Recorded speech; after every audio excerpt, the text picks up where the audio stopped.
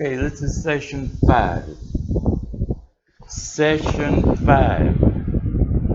I hold up these numbers every time we're doing a video because I want to make sure that if you're watching these videos, you're doing it in order. This is session 5. Okay, I want to welcome you to session 5, and I also want to say to you thank you and how very proud I am of everyone who has reached this point. You now have in your hands the keys to the kingdom. You have the keys to unlock any situation that comes along and walk out of it. Just picture yourself in jail. The jailers are gone, but they left you with the keys. If you have reached section 5, you now have those keys in your hand. I am so happy for you. You are that 1 in 10,000. You have made it past section 4, and you're ready to take on section 5. But before I get too overjoyed and too carried away, I want to make a suggestion. Before you do session 5, go back to the beginning. Reread your orientation and your introduction. And then take a look at page 1. Did you follow exactly the instructions? Did you place a picture of the child and the adult? Did you give the child a name? Did you give the adult a name? And did you give each one an age? If you did not do that, now would be a good time to stop, take a few minutes, and make sure that page 1 was done correctly. Then I want you to read session 1. Session 1, you were introduced to that little girl or that little boy, and you were shown a technique of left hand, right hand, left hand, writing.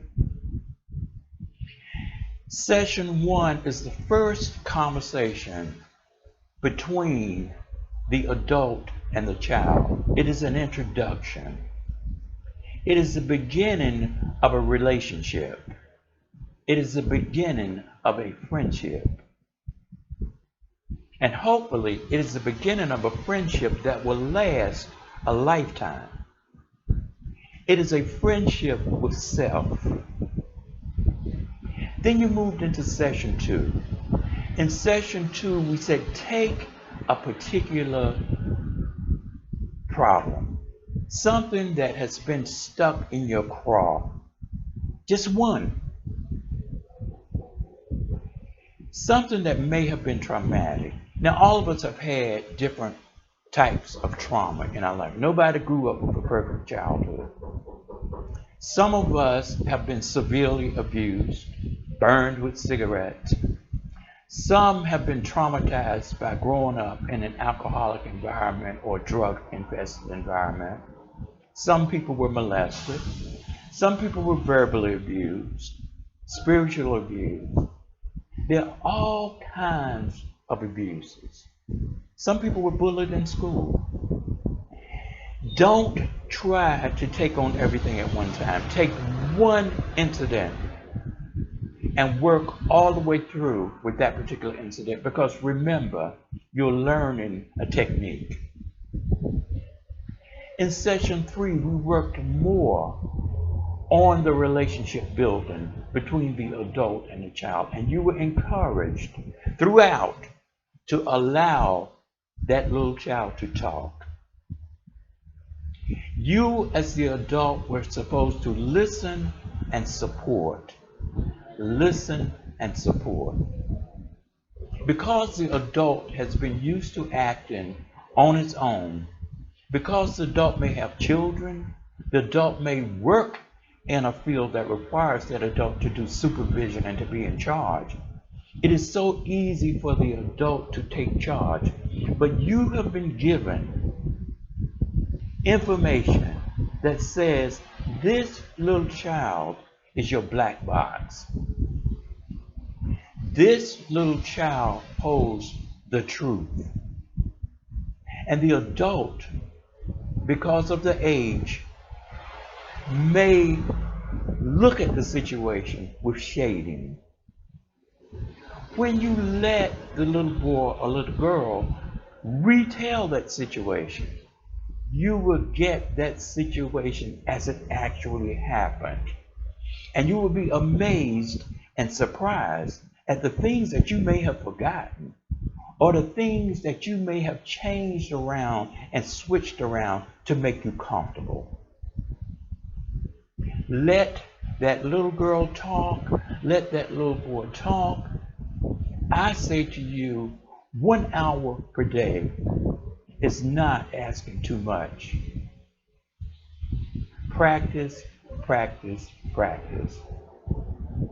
By the time you reach session 4, you have developed a relationship with that little child, and it is a relationship of trust, a relationship of respect. It is trust and mutual respect. In session 4, whatever the situation you happen to be looking at the time, you named the behavior. If it was incest, you called it incest. If it was abandonment, you called it abandonment. You gave it a name. In that situation, you were also asked to give the name of the perpetrator. Sometimes a child may have been abandoned by both mother and father. We ask that you not name both people. We ask that you name only one person. Try to remember that we are learning a technique. That is the whole purpose of this workshop, to teach you a technique. Because we don't look at this as a one-shot thing. We look at this tool as something that will be used for the rest of your life. When you practice, practice, practice, this tool becomes almost automatic. It is a writing technique, but it's a technique that can be used anywhere, anytime. And it's a very important technique. So the thing now is that you focus on learning the technique. If you're really clear that you don't have any questions, that you have given 100% for session 1, 2, 3, and 4, it is very important that you affirm to yourself and affirm to the little girl or little boy that you have given 100%. Why? Because that child and you are getting ready to do some vital work. You're at a turning point. And this is a point where many people leave. They get frightened. For whatever reason, they walk away. I cringe, I cry, I weep when I think that this little girl or little boy has been brought forward, and now the adult makes the decision to abandon that child. That saddens me. What you should be doing at this point is making sure that that child feels safe. Making sure that you, as the adult, can cover that child's back. See, when a child is born into the world, That child is basically helpless, and that child is innocent. That child needs someone to feed them, needs someone to clothe them, and needs someone to provide shelter. And hopefully, that child will also have someone to provide them with love, with support.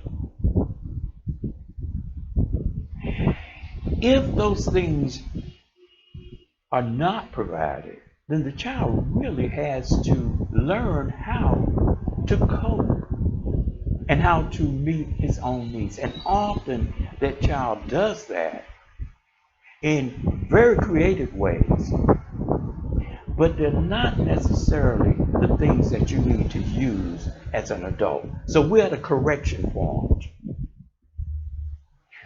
What we're going to do is prepare that child to confront the perpetrator. The child was innocent. At no point should you, as the adult, try to transfer any guilt or any shame to that little girl or little boy.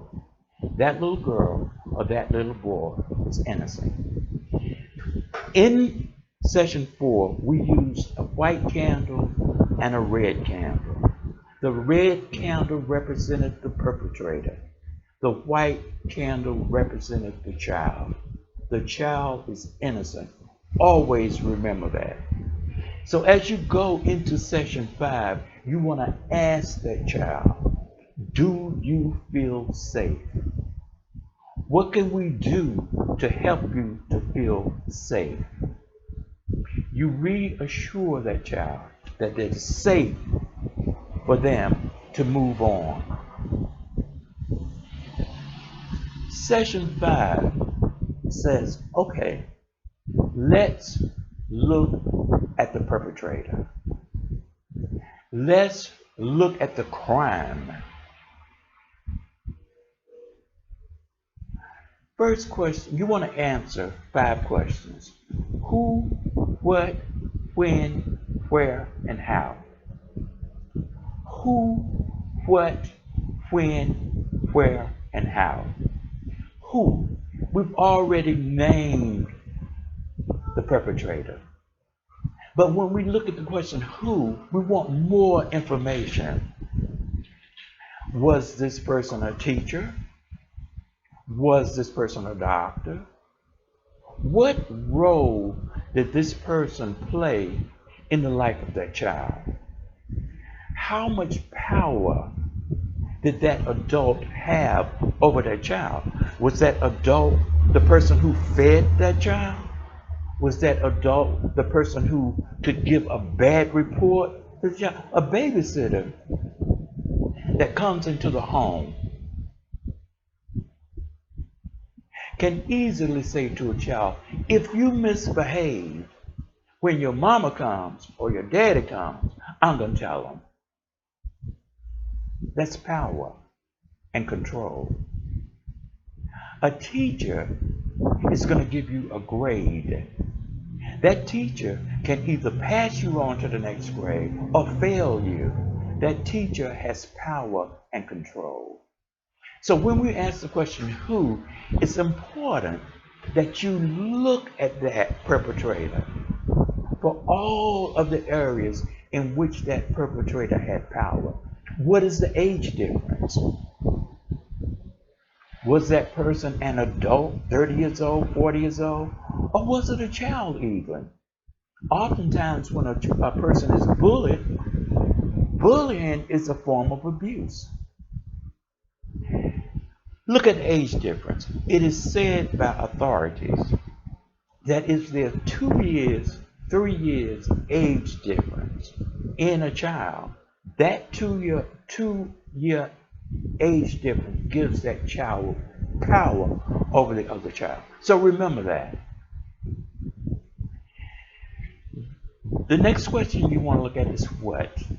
What happened? What happened? Were you touched inappropriately? Were you left on the side of the road? Were you beaten? Describe exactly what happened. And let that little boy talk or that little girl talk in as much detail as he or she needs to talk about.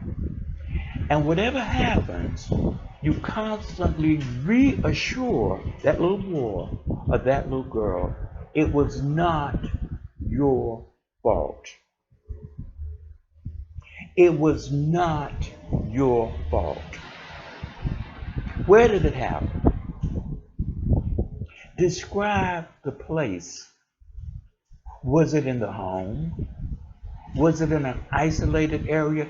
And you know, sometimes things can happen to a little girl because she took a shortcut home.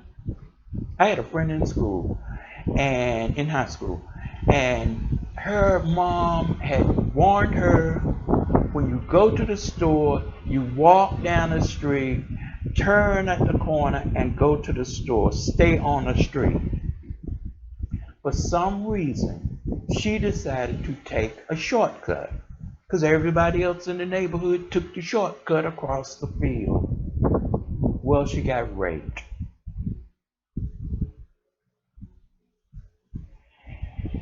Taking a shortcut does not make you guilty of getting raped. Many times people make decisions that are not the best decisions. But again, we're talking about a child. That does not entitle the adult to abuse you because you made a bad decision. Look at where. And then you want to look at when. When did it happen? When did it happen? Was it near your birthday? Was it near Mother's Day or Father's Day? When did it happen? There are a lot of traumatic events that happen in households around Christmas time because people are stressed out. Money is short. Did it happen at Christmas? The reason you want to look at that is because your Christmases for the last 25 years can be ruined by an incident that happened 25 years ago. So look at when it happened. And then you want to look at how it happened. How it happened. Describe in detail what the perpetrator did to you, what exactly they did to you. Describe it in detail. So now you have looked at when, what, where, how, and I'm missing one. But you have your workbook. Anything that I'm missing here, go back and look at your workbook. Follow the plan. When you have answered all of those questions, you are now ready to talk with that little girl or little boy about confronting the perpetrator. And you are going to sit down with that little boy and you're going to have him write a letter to the perpetrator. There is a sample letter in the workbook. Your letter can be as short as one line or as long as you need it to be. But let the little boy write the letter. Once you have done this, I want you to celebrate. You have now learned the Talitha technique. You are now qualified to be and to do root cause therapy. because you have taken that incident and got all the way to the root. And you can ferret it out by writing that letter. Will you give it to the perpetrator? Well, at some point, you probably will. Sometimes the perpetrator has died. I've known people to go to the graveyard and read the letter to the perpetrator. I have seen people walk to a casket and give back the abuse. I know people who have located the biological mother or the biological father that walked away from them and said to them, that abandonment belongs to you. You can have it back. But you don't have to necessarily confront the person. The idea is to get it out of your car, to get it out of your backpack, to put it out on the curb where trash belongs. The idea is to let that little boy or that little girl run free. Free of the fear of that perpetrator. Because it is so easy when you hold on to that fear to become a perpetrator yourself. I'm going to share a story with you, and I'm going to end this with that story. I worked in a batteries treatment program. The majority of the people who came through that program were men who had been convicted by the courts of domestic violence. That means they had slapped the wife, hit the wife, pulled her hair. They had done something egregious to be in this program. I can tell you, I did at least 300 assessments. There is something that runs like a line, a commonality among these batterers. Many of these batterers grew up in households where they saw their mom being abused. Sometimes it was by the father. Sometimes it was by a boyfriend. But they were in their bedroom. And they would often hear fighting, screaming, hollering. And because they were little boys or little girls, they cowered in the corner. They were afraid. But some part of them said, when I grow up,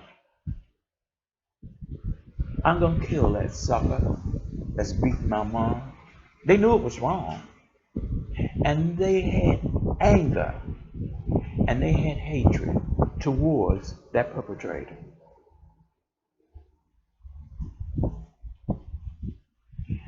But by the time they reached my program, by the time I sat with them and did the assessment, one of my questions to them was, what is your relationship like now with Pops? Oh, me and Pops, like, we cool, man. Oh, really? Well, when did you and Pops start being cool? The relationship with Pops shifted at the very time that they slapped their first girlfriend.